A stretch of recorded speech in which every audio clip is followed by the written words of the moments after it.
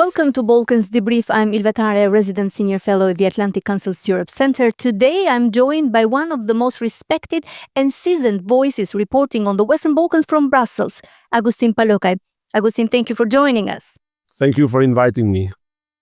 For more than 2 decades, you have been at the heart of EU coverage, tracking every twist and turns of Europe's often bumpy relationship with the Western Balkans. Right now, the stakes couldn't be higher.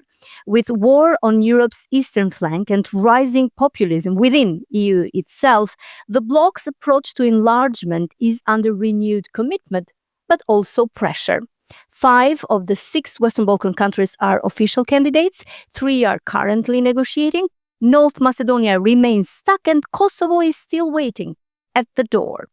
6 months into her mandate, the new EU Commissioner for Enlargement launched what she called a mission to unify Europe.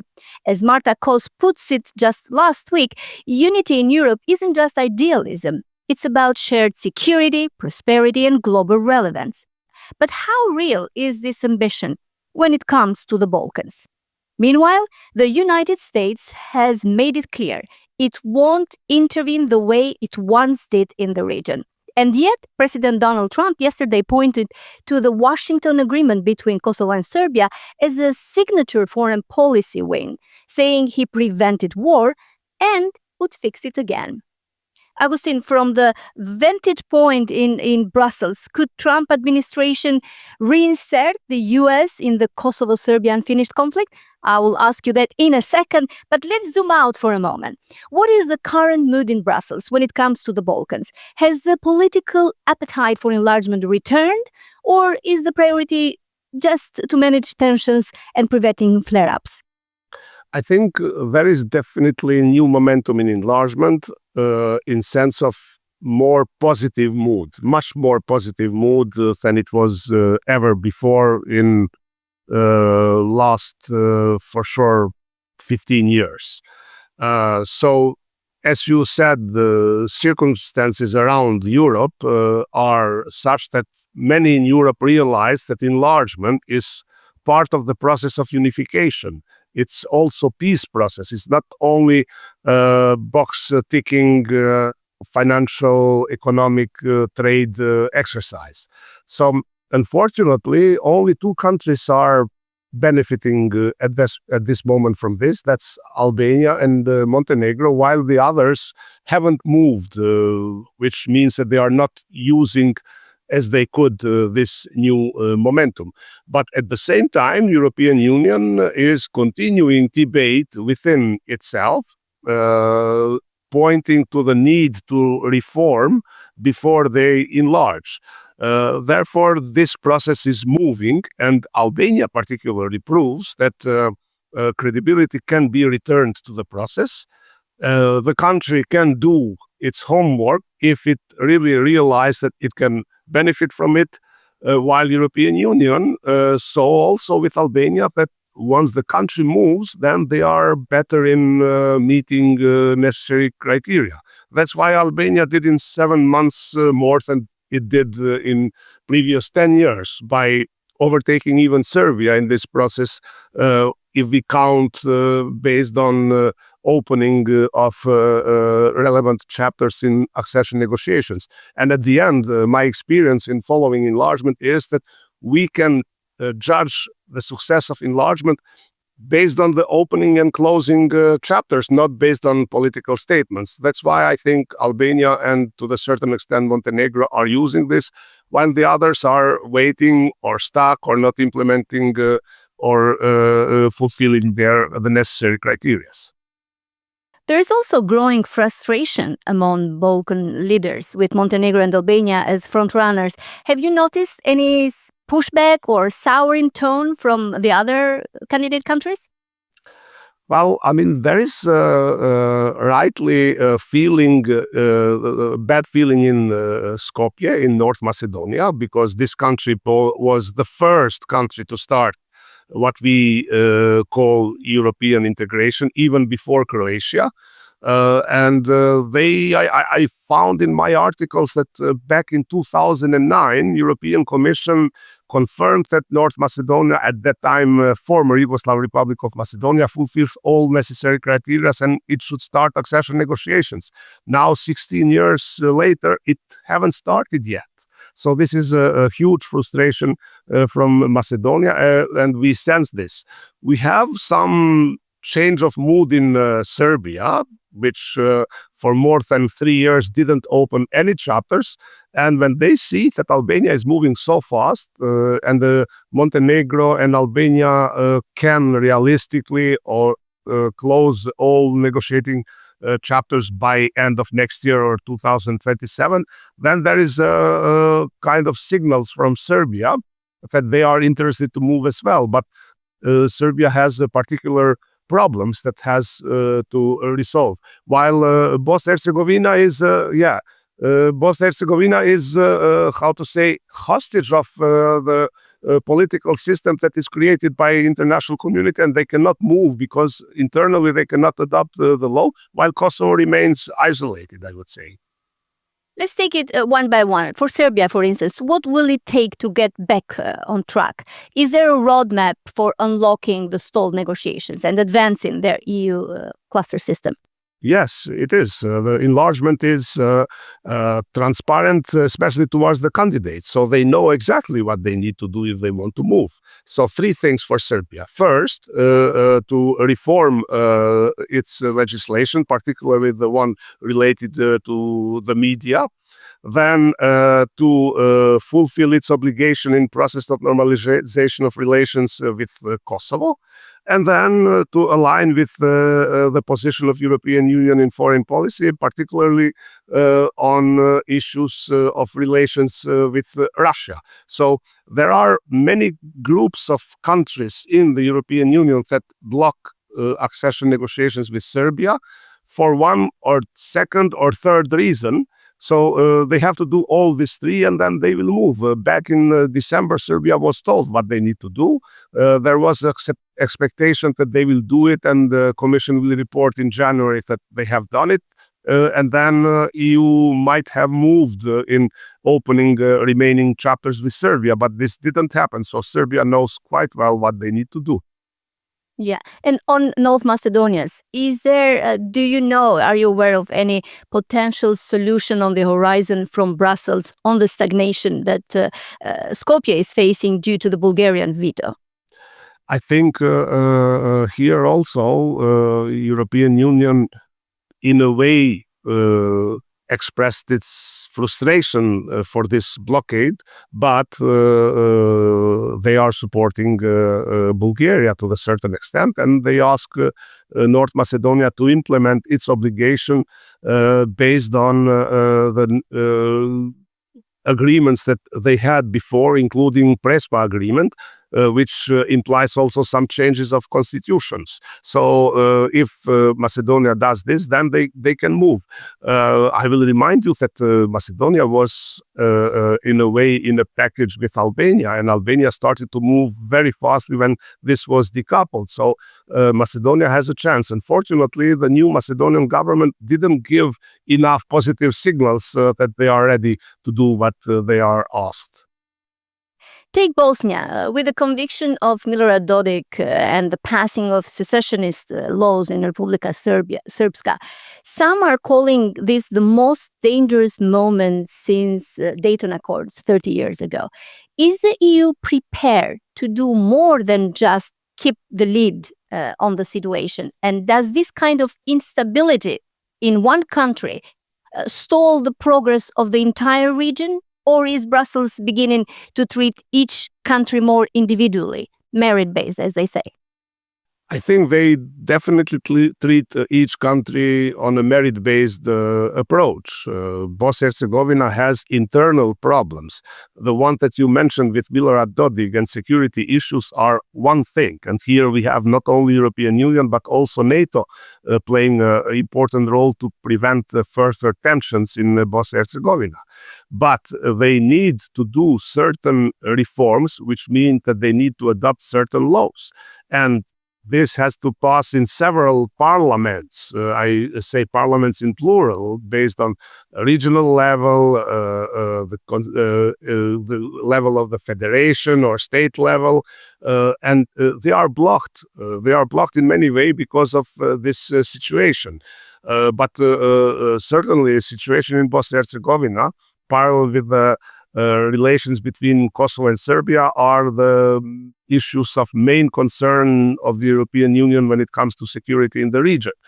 And this reflects and affects approach of EU towards the region, but not necessarily a process of enlargement, which is often based on fulfillment of real criteria. Enlargement process, as we see in case of Albania, is mixture of political will and progress in implementing reforms. If you do both, then criteria. yes, if you do both, you can move. If you do only one part, you cannot move. You're stuck, yeah. Let's talk about Kosovo. I followed you in some local statements in Pristina saying that Kosovo has been left on the sidelines of the EU process and that there is little faith in its leadership to deliver on the key reforms. What does that say about Brussels' credibility in this process, and what does it mean for Kosovo's future in the EU? Well, to explain why I said that, Kosovo applied for membership in December 2022.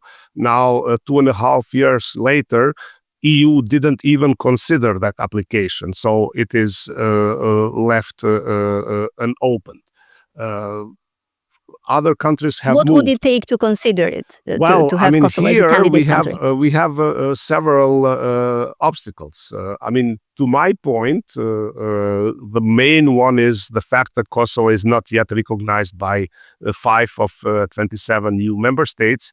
Enlargement process is still consensus-based process, so that's why Kosovo didn't move. But diplomats in EU would say that Kosovo needs to advance in process of normalization with Serbia in order to help us move with the Kosovo file. But I think that even if there would be progress in relations with Serbia, the main problem remains still non-recognition by 5 member states, because objective criteria, Ukraine, Georgia, and Moldova have a candidate status. They don't control their own territory, while Kosovo, I think, objectively would be ready to get a candidate status at least. But there are political obstacles that make Kosovo being left aside or even isolated. At the same time, Kosovo is under EU measures, which are kind of financial sanctions because it cannot profit from pre-accession funds. It is not included in many projects of the EU towards the Balkans. With US aid being closed, with withdrawal of United States globally, including from the Balkans in some sense, it is becoming more and more difficult for Kosovo. Now, Augustin, you and I know very well that Kosovo alone cannot do anything, move the needle with the 5 non-EU recognizers. Is Brussels prepared to help somehow in this process? And do you believe that in order for Kosovo to be a candidate country, it has to solve this problem first?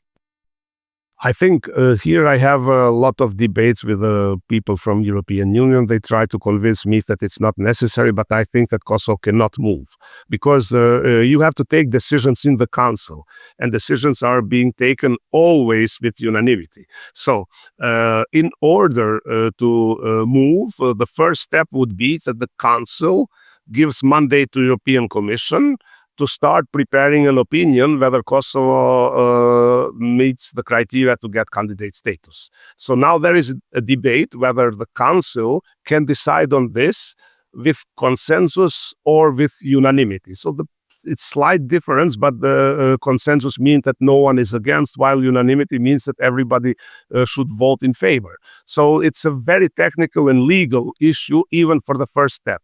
But even if this is done as a first step, then it cannot move without recognition by everybody, because those 5 countries, they refuse to engage with Kosovo government.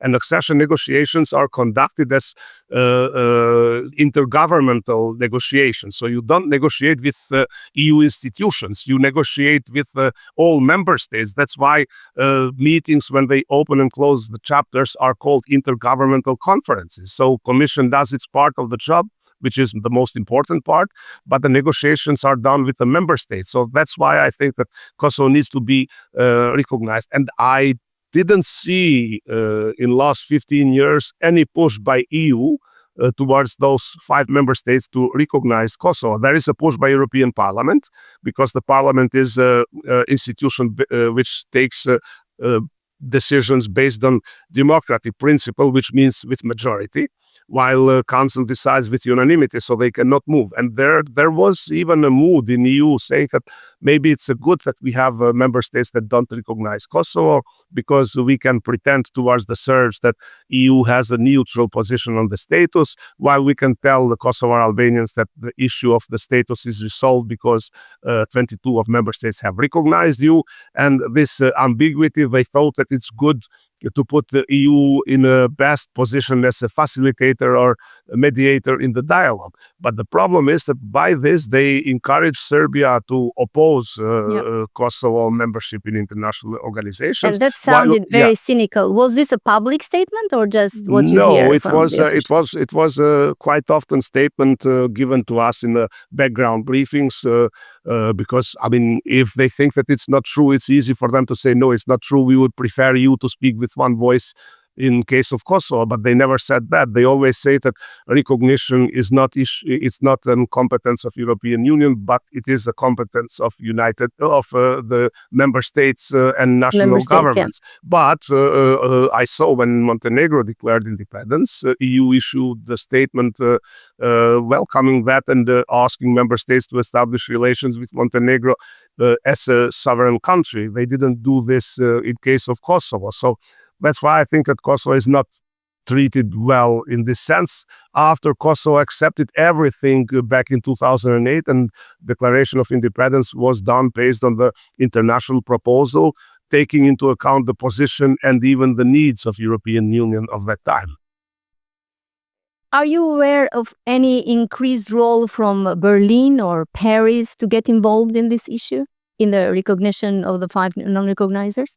Well, I mean, yes and no. Yes, because they are behind the agreement which EU insists that exists between Kosovo and Serbia. So they call it the agreement on the path towards normalization of relations.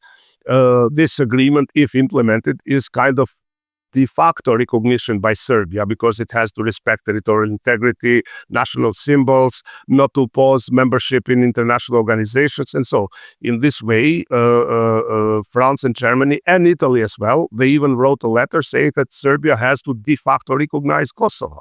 So, but from other side, all those countries are insisting that Kosovo first has to start the process of creation of association of Serb majority municipalities. That was my next question, because you did also stress the urgency of Kosovo submitting the draft statute of ISM at the Constitutional Court. Is this, in your view, a non-negotiable issue in Brussels' view?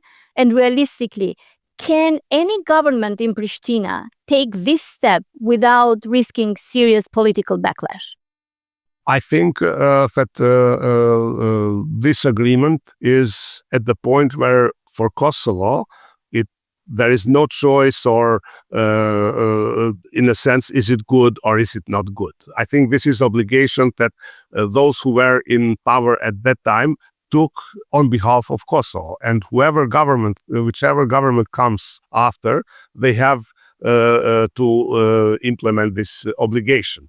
So now, the previous governments, where the today's opposition were in government, they accepted this.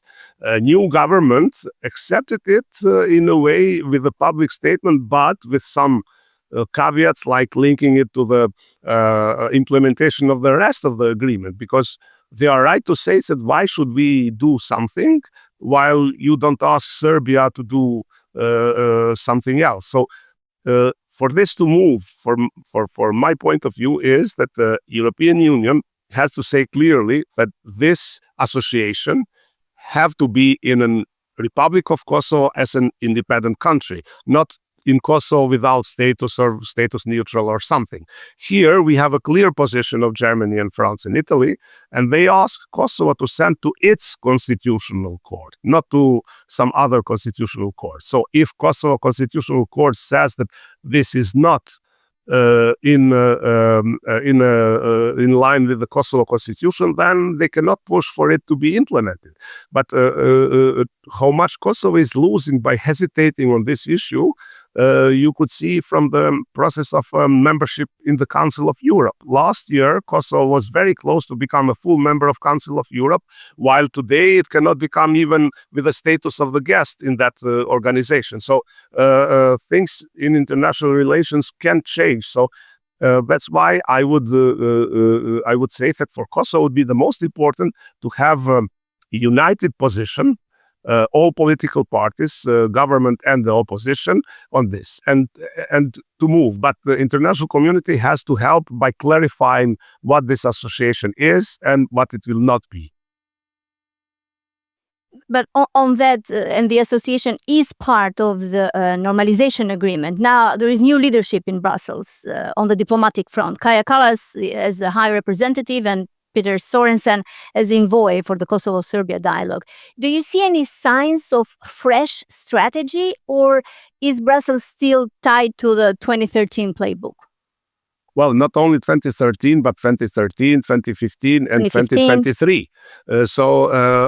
I see some changes in style. I think that the new envoy is more balanced, more impartial, compared to Miroslav Lajčák and the time when diplomats from non-recognizing countries were having the major voice in the dialogue.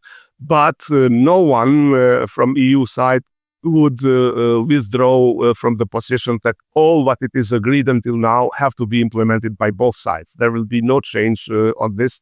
That's why Sorensen, Kaja Kallas, everybody will insist, and they are saying this, that all agreements reached so far in the dialogue have to be implemented by both sides, and this is a condition for both to advance in their respective European path, and it's also a condition for them to get financial assistance from very big package for the financial support from the Western Balkans, from the European Union growth plan for the Balkans. But then just saying that and knowing that Kosovo still doesn't have a government and Serbia is under pressure from the student protests, it makes the process even more complicated than it already is. Yeah, it makes it complicated, it makes it difficult, but they insist that there are still many parts of the obligation, many parts of the agreement and some obligations that can be implemented and they can be beneficiary for the citizens both in Serbia and Kosovo.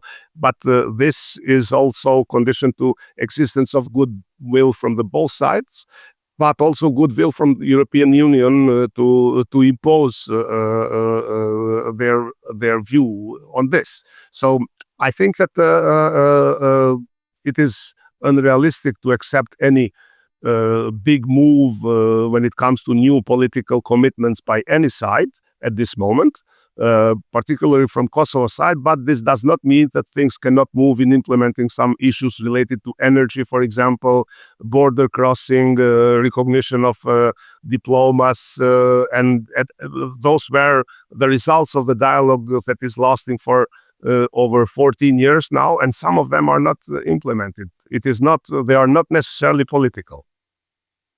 Augustin, I mentioned President Trump's statement yesterday mentioning Kosovo-Serbia's Washington agreement, but I want your thinking on what role does Washington play in today's Brussels mood? Is there a desire for deeper coordination when it comes to the Western Balkans between the EU and US on sanctions, on diplomacy and peacekeeping? Well, I mean, today it's very difficult to know whether someone could wish American engagement or not if they cannot predict in which direction that engagement will go. And this is mood in Brussels on everything, not only on the Western Balkans. They see that the US government is not so actively involved anymore in the Western Balkans in relations with European Union. But we hear from NATO that when it comes to the commitment to the security of the region, American commitment is still there, and there is no change.